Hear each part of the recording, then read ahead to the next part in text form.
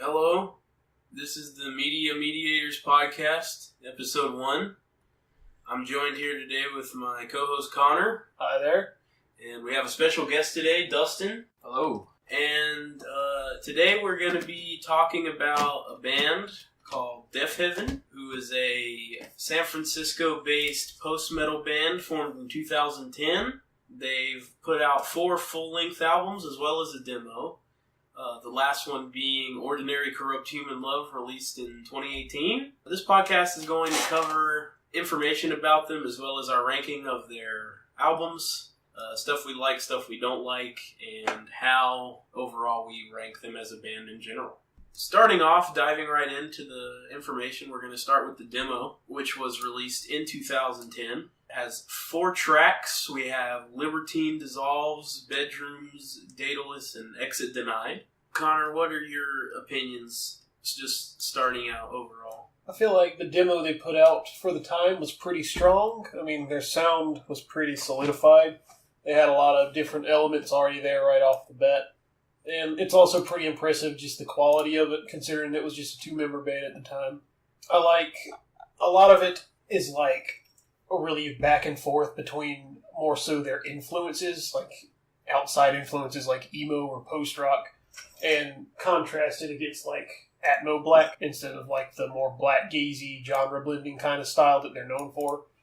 Overall, I'd say it was a very strong first start to the band. At the time, it was a very unique kind of sound. Not very many bands have really kind of done it before. It was an interesting blend and a lot of different interesting writing styles and, just sounds in general with the effects that were layered on the guitars and just the drumming and everything was all very well put together. Overall, it was just a very kind of strong start. I feel like it'd be a good first introduction for somebody wanting to get into the band because it's kind of like their sound condensed into like a small scale.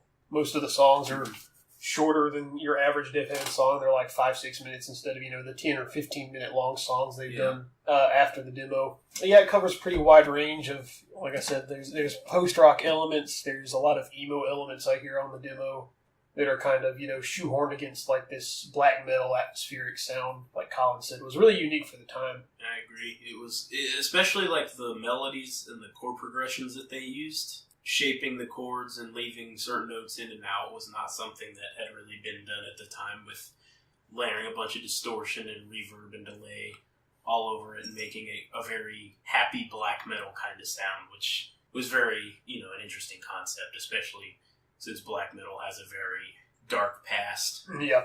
Exit Denied, the last track. It's actually the longest. It's about 11 minutes as well. It's one of my favorite tracks of theirs just overall, even just like out of their entire discography. It's got like a really cool like doom metal section towards the end of it. The tempo drops and the drums kind of chug along, like pound with like the ride cymbal, while there's just a very doomy sound. There's even like a church bell tolling sampling. I thought that was a really cool section, and it's something they really haven't explored any further, like that doom metal influence. And then I really like that aspect of this album. Some cool things about the demo is at the time the band was very broke, and so the entire thing was written on an acoustic guitar. And if you watch the Guitar Power interview with Kerry McCoy, who's the main guitarist of Deafheaven, he talks about how he literally just found out, kind of taught himself how to use the drum machine on his MacBook that he had, and he layered a bunch of stuff on top of each other and, wrote all the tracks. And since he was alone, that's kind of where he got the chords and the, leaving the notes in and out of the chords to affect the sound. That's where he got that from, because, he was trying to play rhythm and lead at the same time because he was the only guitarist at the band at the time. And so it's very, it's a very unique kind of history for the demo just because it was such a well done thing to be written on an acoustic guitar. And when they recorded it, they borrowed gear from the studio. The guitar and the amp was borrowed from the studio. The drums were at the studio. They really had nothing, and they still made something happen out of it, which was pretty cool, I thought. Yeah, I was going to say, just kind of like the emotions and tones present on the album, they really brought a lot of, color and feeling to the album, with, like you said, such a low budget kind of setup. It kind of kept in a lot of that like lo-fi black metal sound that black metal is often known for, but kind of did it in a different way. But yeah, I think overall the demo was a very strong start for Deafheaven because it was a very pioneering sort of sound. Because you had bands like Alcest and who had done it before. But they kind of had their own. Deafheaven kind of had their own unique take on the sound. They kept a lot of like the intensity of black metal, whereas bands like Alcest take more just like the technique of playing and stuff, but they lose a lot of that high energy. Whereas a lot of Deafheaven stuff keeps that really high pounding drum beats and that kind of stuff, and the blast beats and all that. Mm-hmm. And even still, for comparing the demo to the later albums, it still holds up very well. Despite the sound kind of evolving, it's still a very unique sound, and it's very heavy for what it is.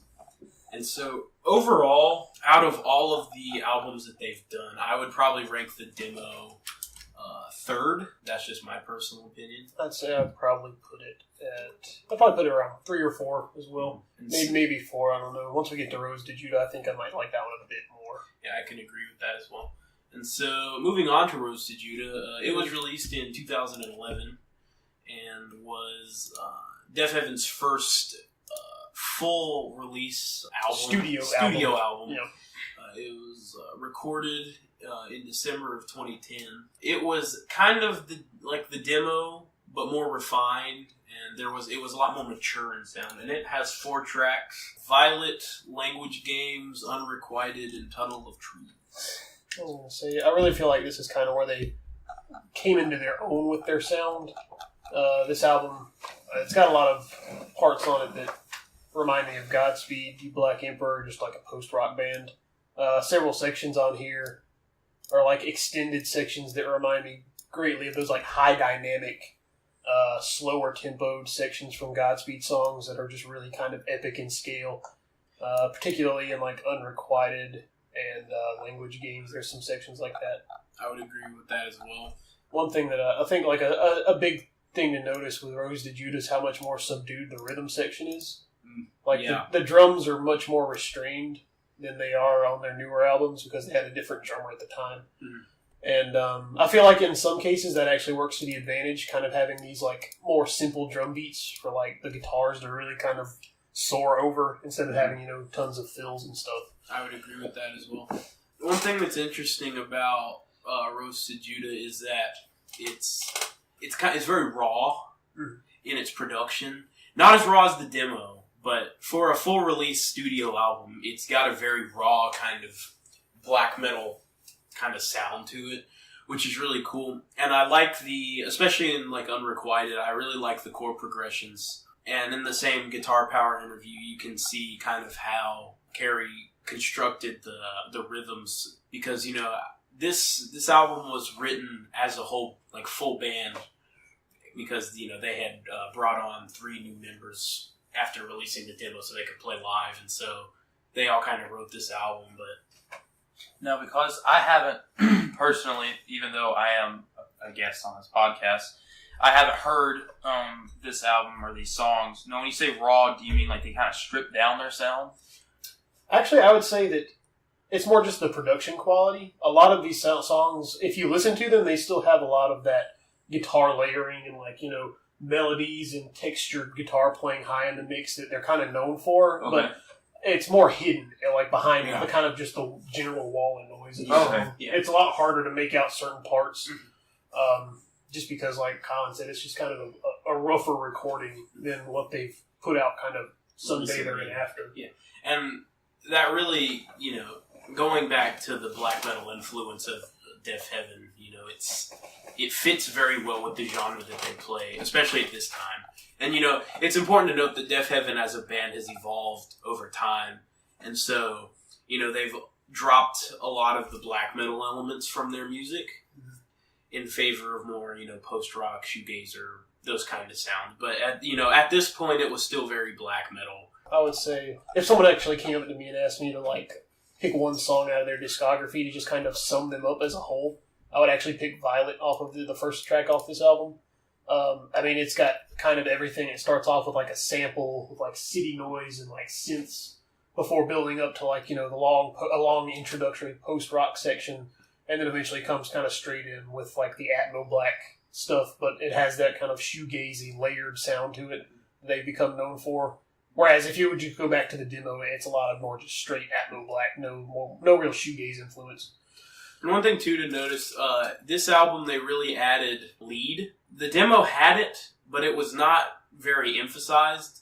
Rose to Judah had a much more significant emphasis on lead play. Mm-hmm. There's plenty of like I said earlier, just like a lot of melodies buried in the mix. A lot of like texture work with the guitars and the layering in the mix to, create these kind of like vast soundscapes that weren't really present on the demo. And that's kind of one of their like main tenets of their music that I kind of think of, is just how vast and epic a lot of their, layering and mixing is. It really brings like a really dynamic sound to most of their albums. And I think this is kind of the album that starts on. And one thing too I'd like to point out, being a musician, a drummist, and a guitarist, the guitar tone on this album is very nice. It's not too harsh, but it's not too soft either. It can be heavy when they need it to, yeah. But it's also still really pleasant in like the lighter sections of the songs. It's very listenable. Mm-hmm. It's not full treble, high frequencies. It's very balanced. It fits very well. Personally, I would say off this album, my favorite song would be Unrequited. Just because it's it's kind of got a lot of their elements in it with the clean introduction. Mm-hmm. The introduction is something I feel is pretty iconic. It's one of their introductions I can remember off the top of my head. Yeah, me as well. And it's very Unrequited is a very beautiful.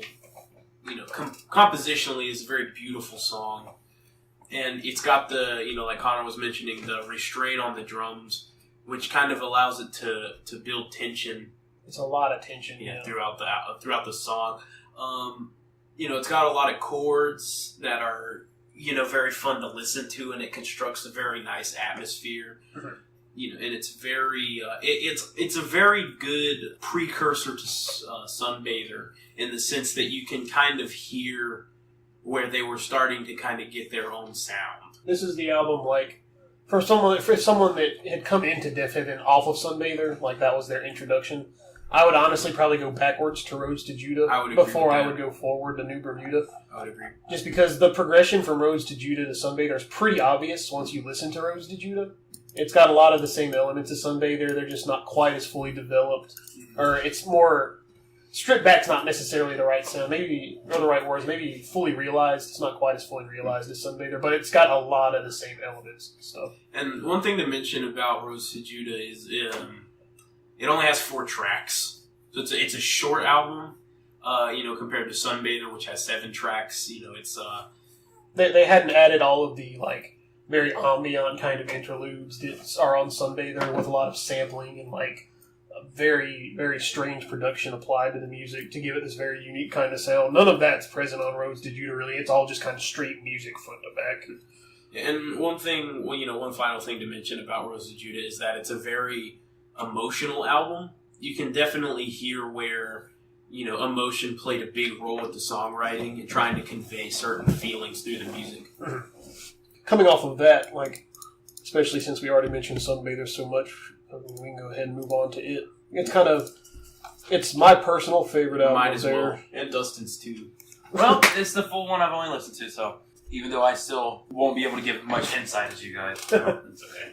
You've got opinions. I was going to say, it's nice to have the opinion of someone that isn't like a full diehard fanboy. Yeah. Because you have me, I've learned Dreamhouse and Sunbather on guitar all the way through. So, I'm pretty much as diehard as you get. But let's see, Sunbather, it was recorded in January of 2013 to be released in June of 2013. It's kind of become like the Black Gaze album that a lot of people know. It got a lot of underground popularity and kind of even more mainstream eventually as they grew bigger and bigger. And it was a lot of people's first introduction to Deafheaven and like the Black Gaze sound in general. If they hadn't already caught on with Alcest a couple of years earlier, this was a huge release at the time. Yeah. And Sunbather is the quintessential Deafheaven sound.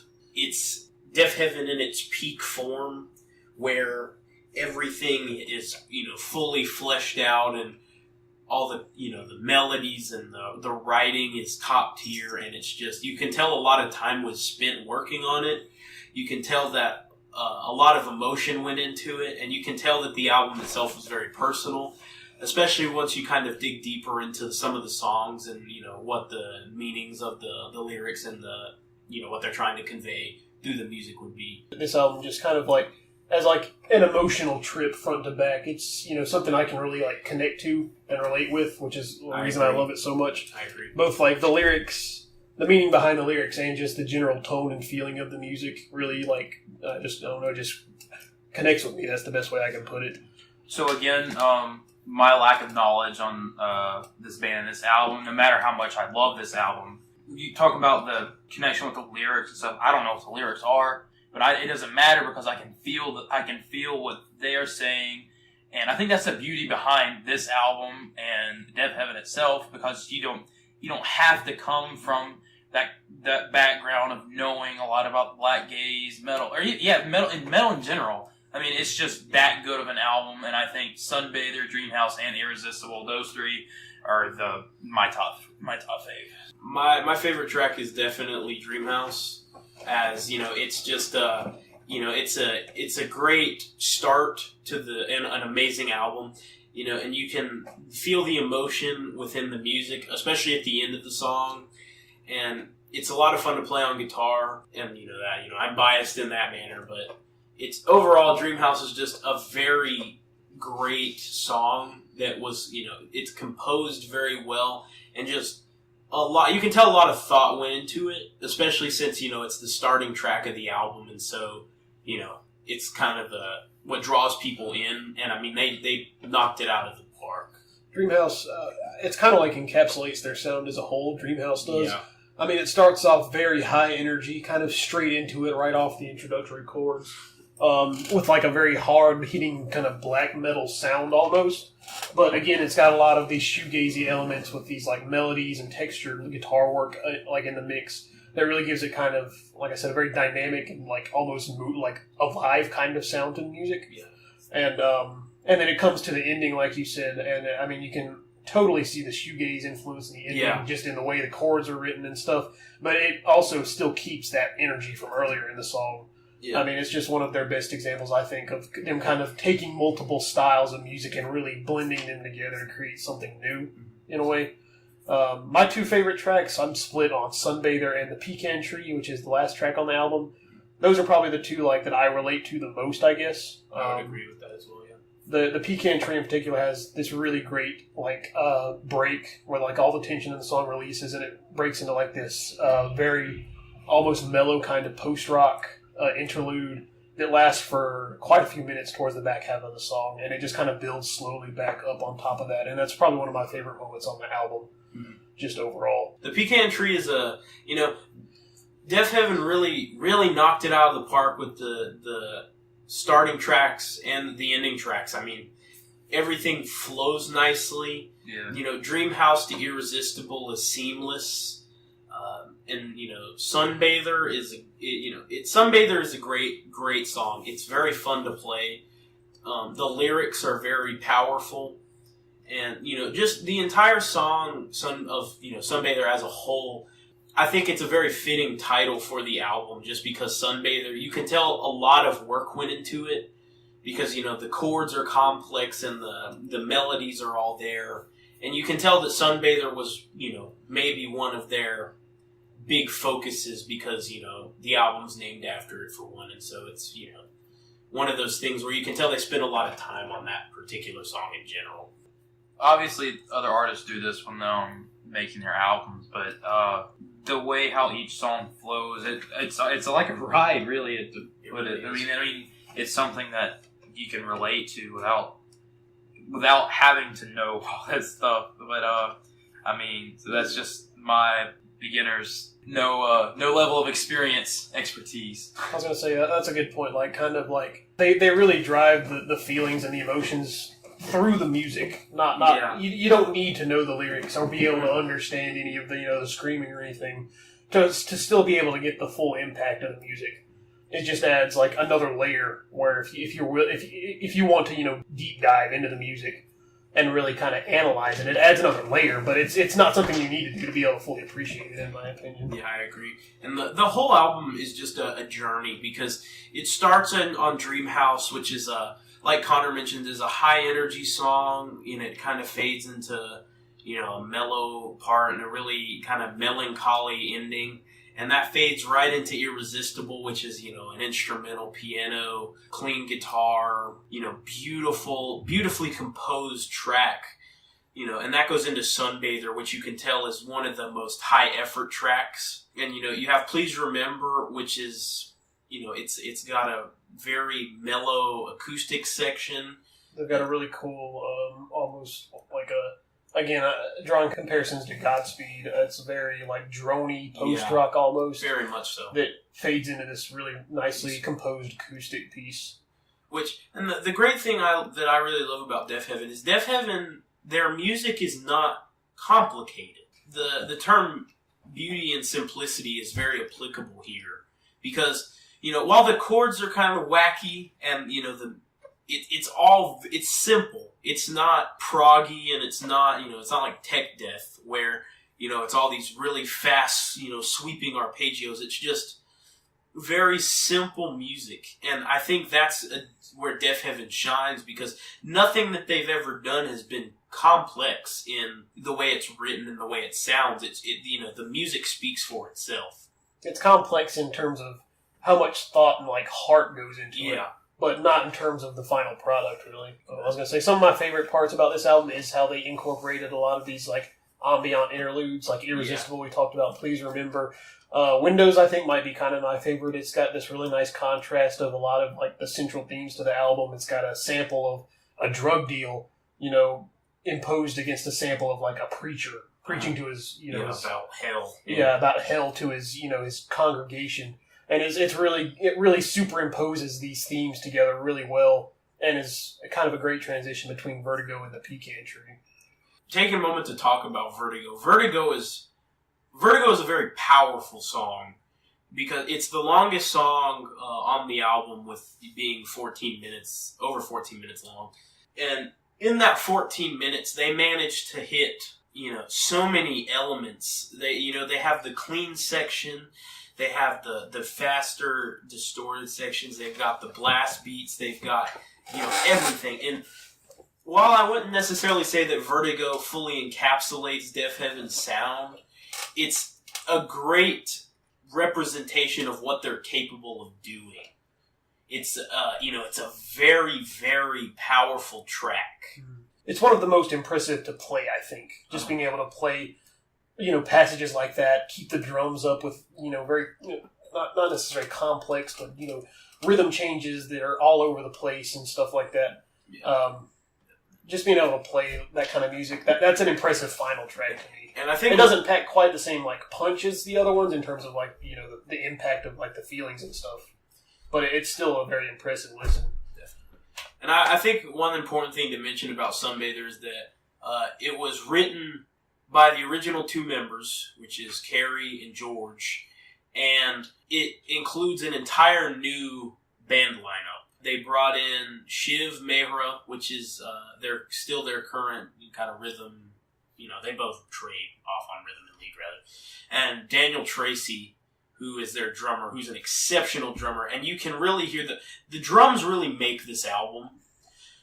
This is the point where they finally had a drummer that could play more complex parts, and when we get to some of their newer music, I might have a few more complaints. But this album, he kind of shows like a perfect balance between the restraint of Roads to Judah, allowing the songs to speak, and then also his own personal skill and like accenting the songs in really innovative ways, definitely, and really adding to them with his own style. Definitely, and that lineup is still around today. I think the basis has changed, but that lineup, it's Deafheaven in its peak kind of performance, really. Mm-hmm. And so overall, Sunbather is definitely my number one. Yeah, no contest. I put it at my number one in their discography, definitely. No question asked. Yeah. And so, that's Sunbather. Took quite a long time, although it deserves it, really. And so, now we have to talk about the black sheep of the discography, which is New Bermuda. It was released in 2015. This was actually the album that got me into Deafheaven. I heard Luna as a single off of it, actually, on the Sirius XM channel I was listening to. And it really caught my eye. I don't know, do you want to start off talking about this? Because this is definitely my least favorite album. And mine as well.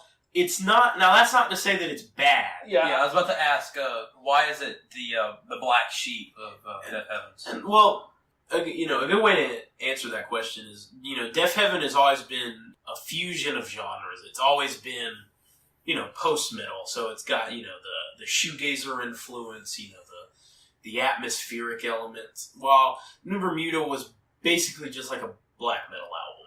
Yeah, it was their take on a black metal album. They got really popular after the release of Sunbather, and they drew a ton of hate from the core black metal audience.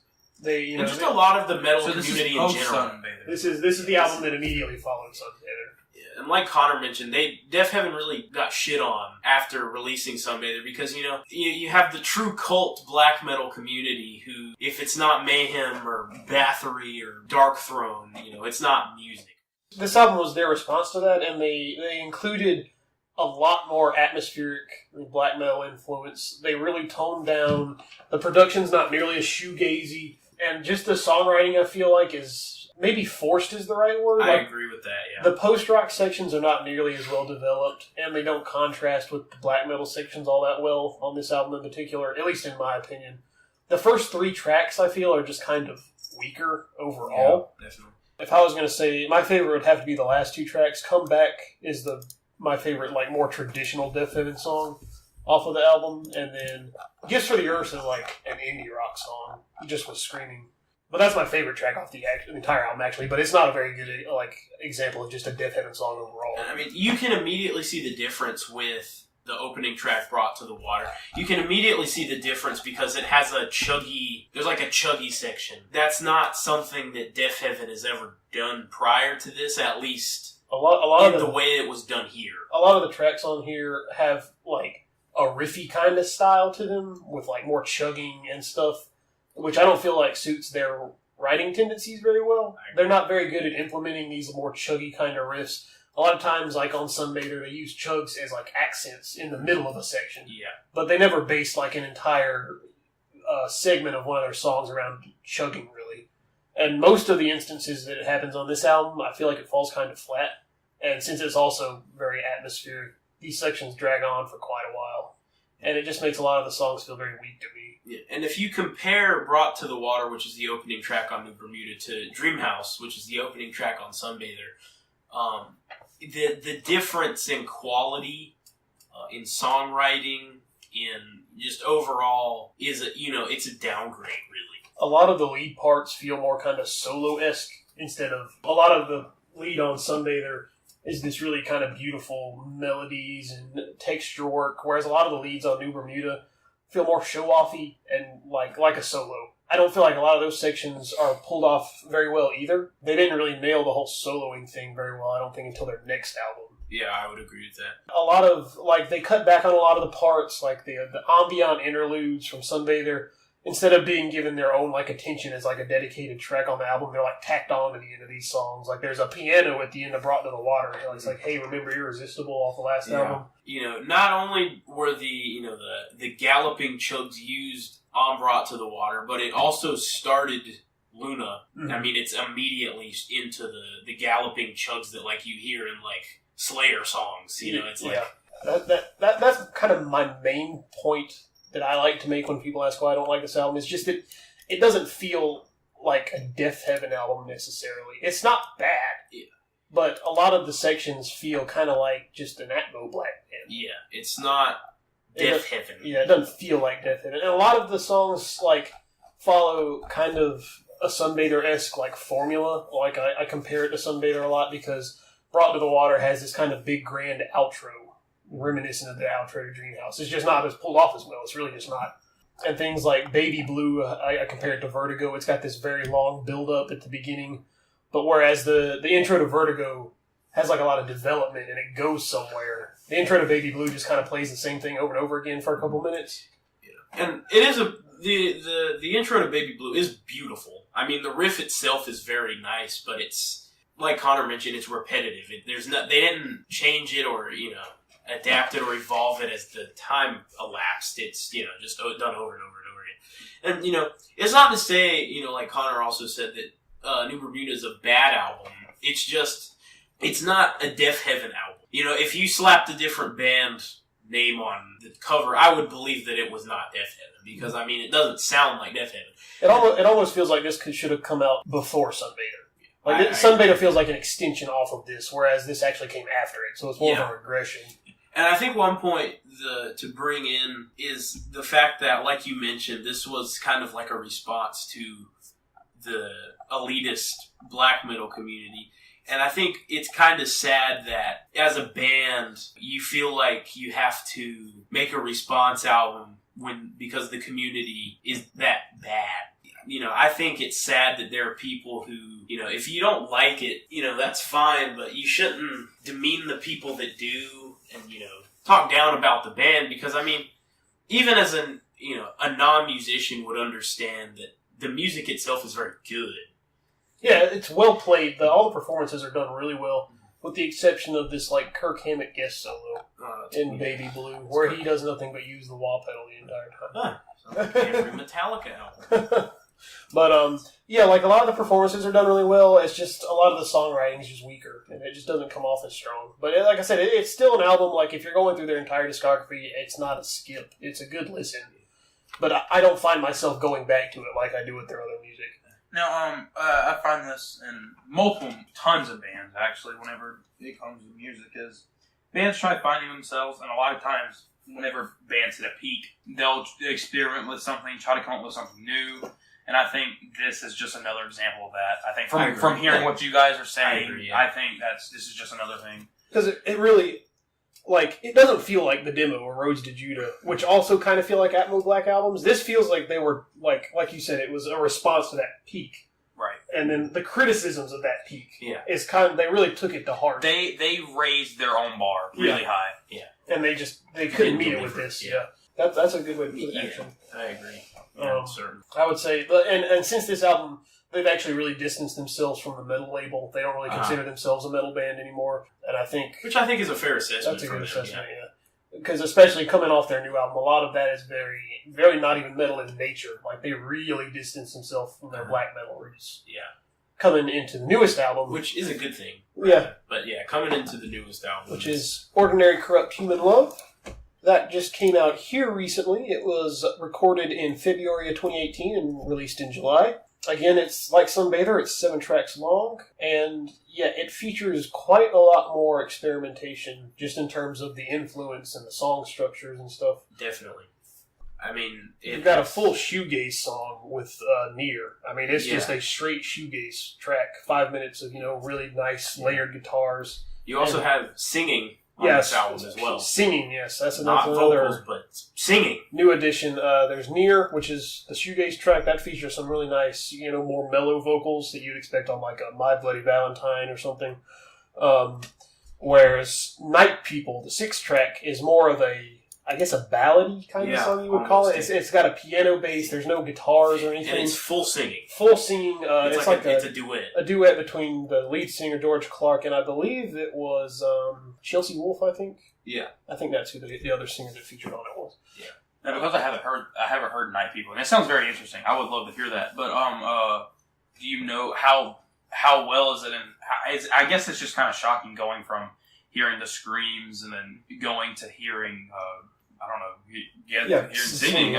I guess it's just more of a shock and not rather than. Well, that's what But you start the album off. It's screaming throughout the first 3 tracks, and then you get to Near, and it's just dead stop, no shrieks, no screams, just nice, reserved, calm, mellow singing. Glint back into the screaming. Night People back to the singing. It's it adds really to the roller coaster effect of the album. Yeah, Worthless Animal is kind of a mixture of both. Yeah, Worthless Animal is an interesting track. It's a very good track. Yeah. Now, how is this thing? Is it? This sounds very mundane, but is it bad? Is it good? It's well executed. It's very well executed. It suits the sound that they were going for. So it's not something that they shouldn't Have done. try or shouldn't have, like... It's much more successful than New Bermuda in terms of like execution and stuff. Right. Definitely. I feel like this would also, if you're introduced to them through this album, you may not like their previous albums nearly as much as you like this one, because this has a very, like, it really earned the post-metal like tag. Yeah. It includes a lot of really diverse influences, and the songs, the way they're structured, the way the riffs are written, and the progressions, play out. It's just very different from their other albums. A lot of it is very happy, like extremely happy. It's very happy. Especially the opening track, You Without End. Mm-hmm. I mean, it starts with like the sample of like the sea, the waves crashing against the shore. And it's got a really lovely piano. And it opens with this incredibly joyous sounding, riff. And it's got a kind of like a monologue. They're like, I think Chelsea Wolfe reads a passage. It's like a spoken word piece. And the guitar is played the way it sounds, almost like a slide guitar at the very beginning. It sounds really cool. It's a really cool piece of the song. And it has a very shoegaze feel. There's like synths and pianos used quite a lot more on this album. Not so much in the forefront, but more as just like a bass for song sections and stuff. The guitar tone on this album is very airy. It doesn't have nearly as much bite to it as a lot of their other albums. But that lets them do a lot more cool stuff with a lot of the like layering and texturing of the guitar as well, having that lighter tone. It really brings out a lot of the post-rock influence in a lot of these tracks. And like I said, it really strays them away from the black metal influence quite a bit. The vocals are even very kind of hidden in the mix almost on a lot of tracks, which is very reminiscent of shoegaze production techniques. It's a very mixed bag, I think, in terms of what you're getting. Not in a bad way. It's just there's quite a lot of stuff on display just throughout the album.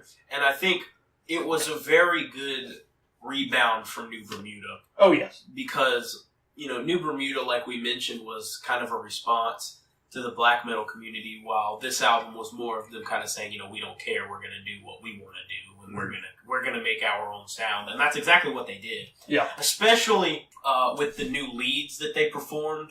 I mean, there are some beautiful solos and, bluesy licks and such present throughout the entire album that are beautifully executed. And the style of the guitar playing is a pretty dramatic change. Yeah. Just across the board, like how they implement the guitar is very different. And that's not to say that it doesn't have the same, the tremolo picking and the distortion and reverb and all that. It's there. You've got 3 good songs worth of it. Yeah. Honeycomb, Canary Yellow, and Glint which are all beautiful tracks. Yeah, they're all beautiful. They all have this like great emotional push. Especially Canary Yellow. Mm-hmm. Honeycomb, I feel like, is maybe the weakest out of the most traditional Deafheaven tracks. That's not to say it's bad. I just feel like the tone of that one kind of falls flat more than Canary Yellow and Glint for me.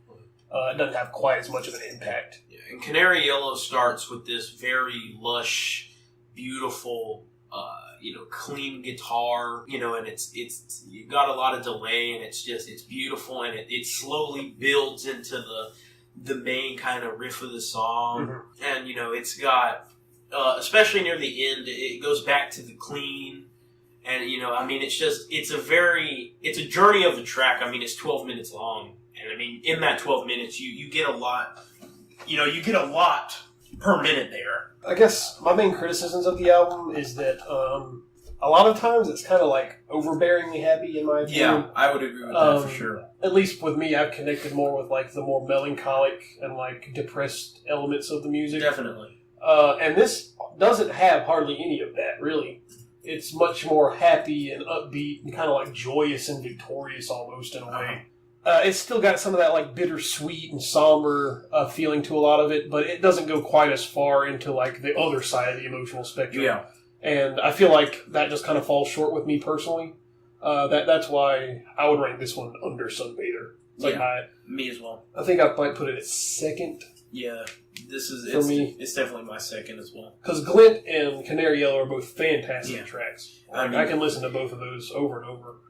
And like Connor mentioned, my main criticism would probably be the happiness of the album. I would also say that kind of the whole singing thing, I like it, but I feel like it was almost overemphasized somewhat, especially on Night People. Like, it's an entire song dedicated to singing, which is not bad. It's just not a very Deafheaven thing either. It's very out of place. They're, like, Near fits in with the album because they come from a background of having a lot of shoegaze influence. So doing a shoegaze song makes sense.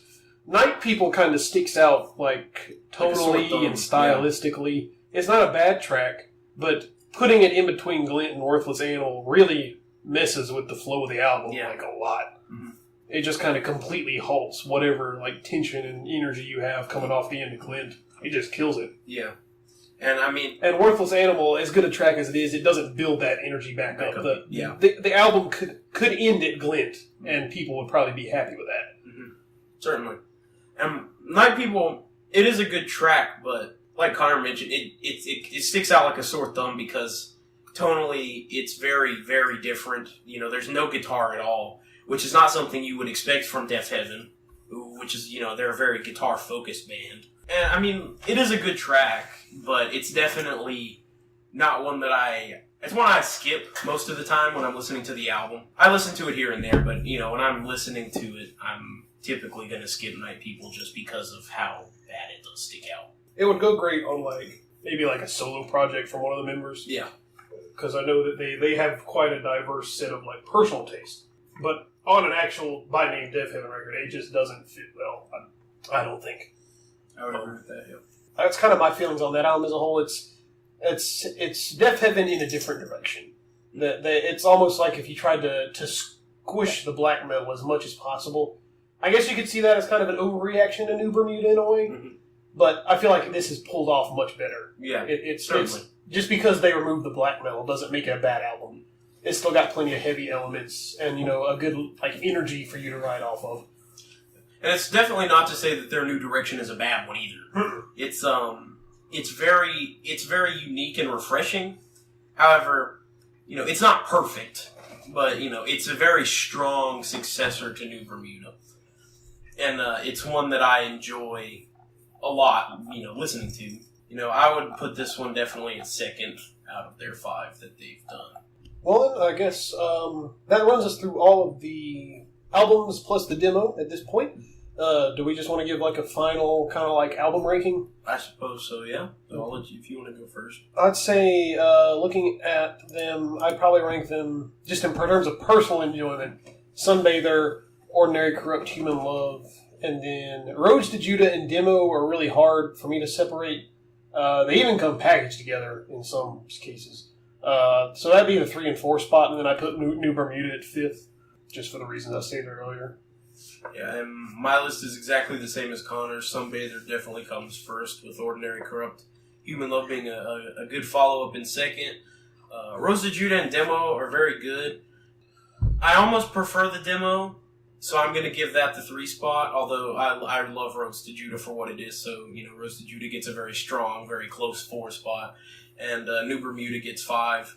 Despite being the last in line, it's definitely not a bad album, it's just not Deafheaven in its full form. You know, for somebody like you, Dustin, that's kind of coming to it just off of Sunbather, I don't know, like, what aspects of Sunbather, like, appeal to you most, I guess? I guess the whole point of you being able to relate to something, making your own story behind just with the music. And I think I don't know if that's what other people do, but that's just what I did. That's how I really felt. What they were going for, I think that's what I'm really drawn to, and I think that's the beauty in music, being able to find your own story through other people's experiences and what they put into it. And I think that's what makes Deafheaven a great band. That's a good way to put it, I think. Yeah. They tell a story with the music. Certainly. I would say that, I mean, coming off of that, you would probably enjoy their newest album quite a bit. Yeah, I've listened to Canary Yellow and Honeycomb out of their newest album, and I like both of those tracks. It definitely follows the same kind of, like, you know, it does. It reminded me a lot of the Sunbather. Kind of like those big epic kind of sounds. Right. Well, that's cool. All right. That'll be the conclusion of episode 1 of the Mediator podcast. Media Mediator podcast, rather. We'd all give them a thumbs up. Yeah, definitely. Highly recommend. Definitely recommend to listen. Highly recommend. 2 if you're on the fence. Me, you know. And so join us back next week. Me and Connor are going to be discussing the solo album Giles Corey, released by Giles Corey. It's a very interesting album, so we'd recommend, maybe checking it out before you listen. But yeah, that's been the Media Mediator podcast, and we'll see you next time.